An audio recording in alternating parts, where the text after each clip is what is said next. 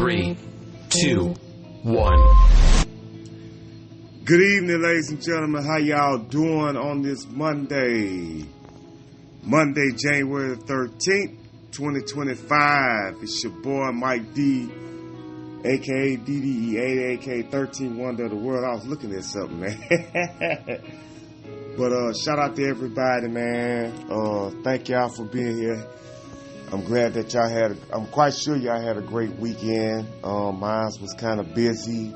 But I was still tuning in to sports, still tuning in to everything that happened over the weekend. I didn't get to watch AEW's Collision. They had some great matches on there, so I'll look that up as well and watch it and see what's up with that as well. Shout out to the Point Place family. Shout out to Bobby Reezy, of course. M. Breezy, Naya, my sister, I love all y'all. Thank you for tuning in to The Point of View, which is on Podbean/YouTube. Man, the NFL, man, had some crazy games this weekend, man. Teams that were just there to be a part of it. One thing, also teams that everybody knew that was going to win, and they were there. Teams that was just in the mix.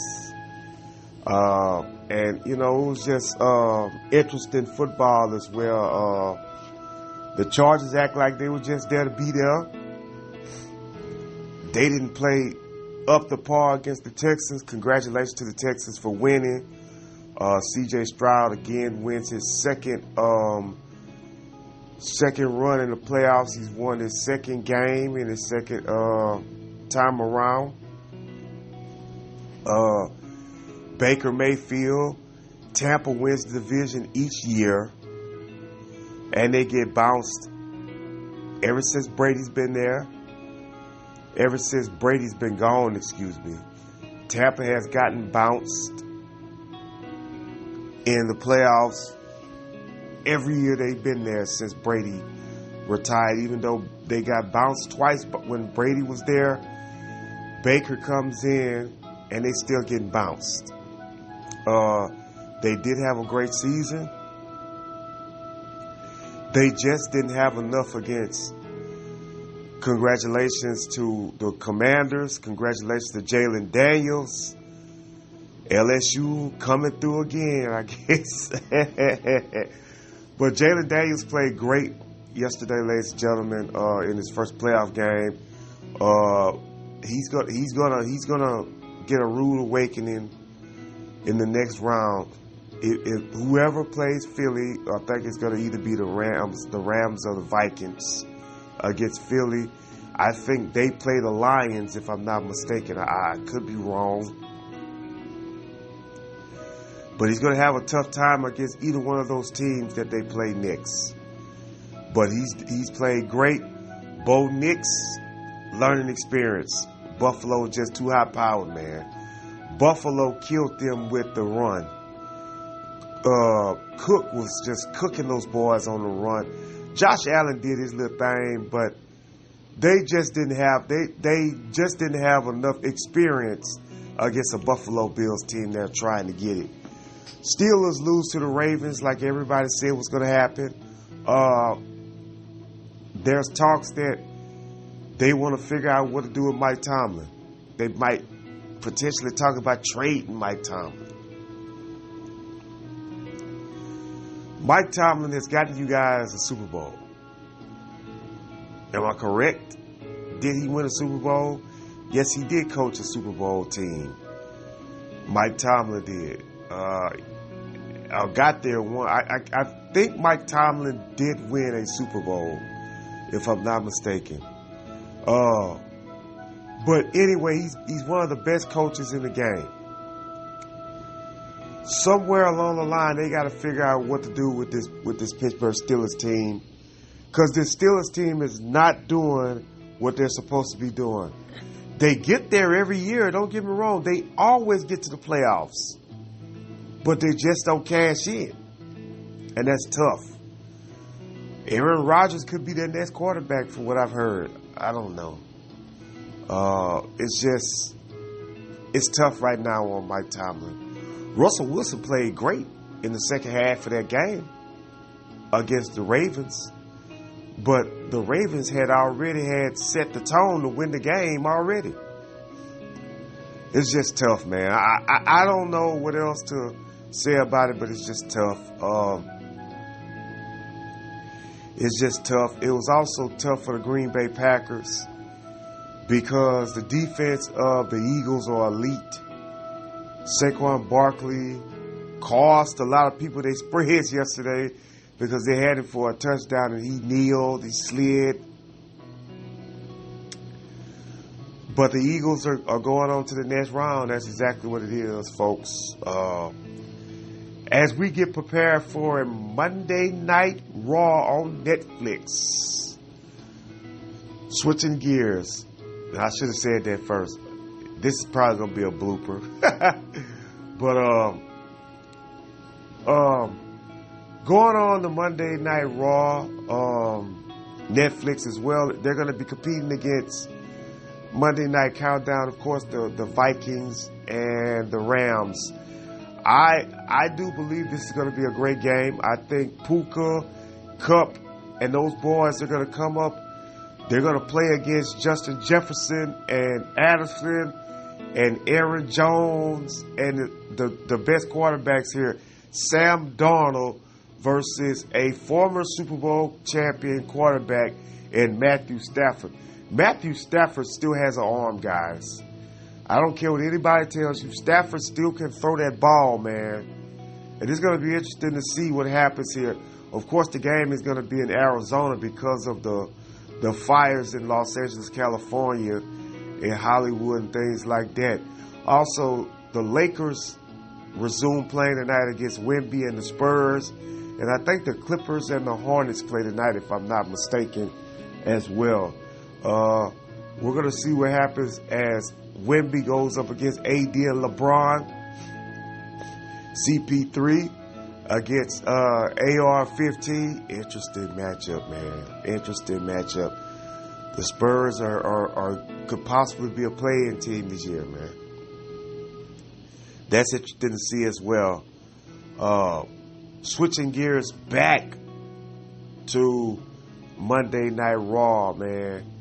We're going to crown a new women's Intercontinental Champion tonight out of Dakota Kai and out of Lara Valkyrie. Lara Valkyrie, in my book, would make the perfect first women's Intercontinental Champion. But I think you go with Dakota Kai. And here's why.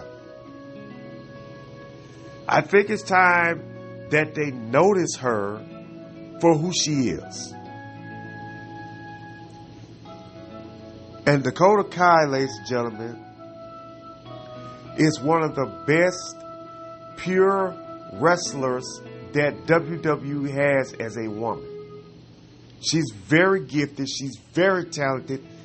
She's easy on the eyes, but she is very talented. She's had some times where she's been unavailable, but she's now available, and I think she gets to become the Women's Intercontinental Champion, the first ever Women's Intercontinental Champion tonight. I think that she deserves it. I think that she needs it, and I think that she can have it. No disrespect to Lara Valkyrie, I think Lara Valkyrie would make a great first ever Women's Intercontinental Champion because you got to look at her as well. She's also selling tickets. They don't use her as much as they used to, like she was on NXT getting used all the time. But I think that Lara Valkyrie you can't lose with either one of these girls. But I think Lara Valkyrie would make a great women's first ever Intercontinental Champion. But I think that it might end up going to Dakota Kai because I think this is what they want to see happen. And I think Dakota Kai will possibly become the first ever women's Intercontinental Champion. But I would be shocked if Lara Valkyrie wins the match as well, because both of them deserve it. It's going to be a hard pick, but I think that both of them deserves to win the Intercontinental Championship, the first ever Women's Intercontinental Championship. Very great prestige title that WWE has decided to put in the mix. And that's absolutely great. Good jobs by Triple H, Nick Khan, Dwayne, and all the stocks of TKO/WWE. Also, ladies and gentlemen, I heard over the weekend that Vince McMahon is thinking about making a company to compete against WWE. That would be crazy for Vince McMahon at 80 years old. I think Vince is 80 now, to build a company to go up against WWE. The chairman of the board now want to build a company to compete against his baby because he was forced out. It's crazy. I think Shane will probably be a part of it as well too. Could be, you know. Who knows what Vince McMahon might do? Just imagine, and I want to say this. I want to say this, and this is just me thinking. And I thought about this, and I want to talk to Fadeaway about it. But I want to think about this here. Just think if Vince McMahon would have put any stock into TNA. One thing I know for sure, Access TV would not have Impact Wrestling, TNA Impact Wrestling no more. Vince McMahon is big enough to put them on a cable television network or big enough to put them on a streaming platform. Could you imagine if Vince McMahon would buy TNA Wrestling?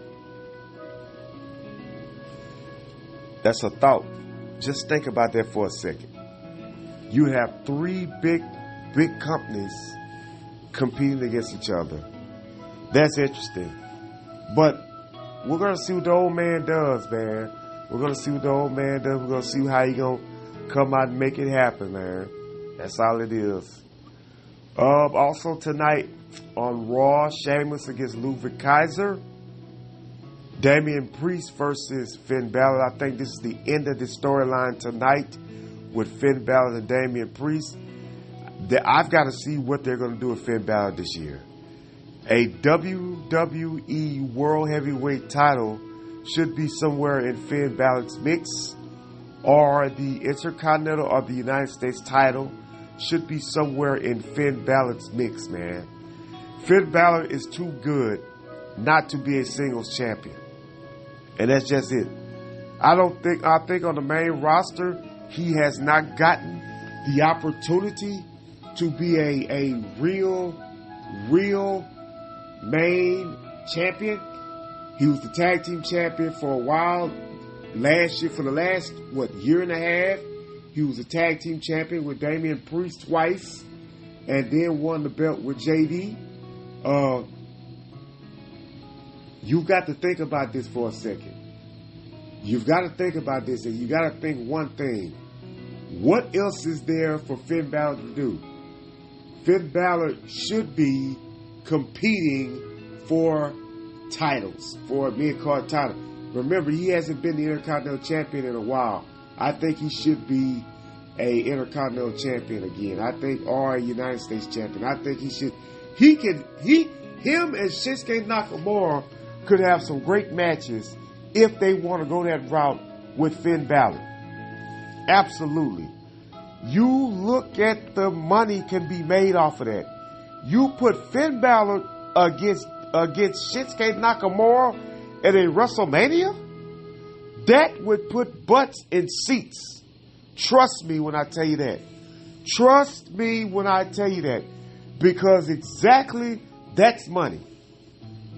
And that's just me hypothetically talking. But I'm telling you, if you want to put butts in seats, if you want to build Finn Balor back up to a main event guy or put him in a mid-card, you put him up against either Shinsuke Nakamura at WrestleMania or put him up against Braun Breaker at WrestleMania and see what that happens and see what happens with that. Absolutely butts and seats, folks. No doubt about it at all. butts and seats would come when you put Finn Balor up against either Shinsuke Nakamura for the U.S. title or Braun Breaker for the IC title. It's just that simple. You can bring back the European title. You can put him in the ring and crown a new European championship. That's a belt that WWE needs to bring back. That belt there had mid-card wrestlers being successful in the business.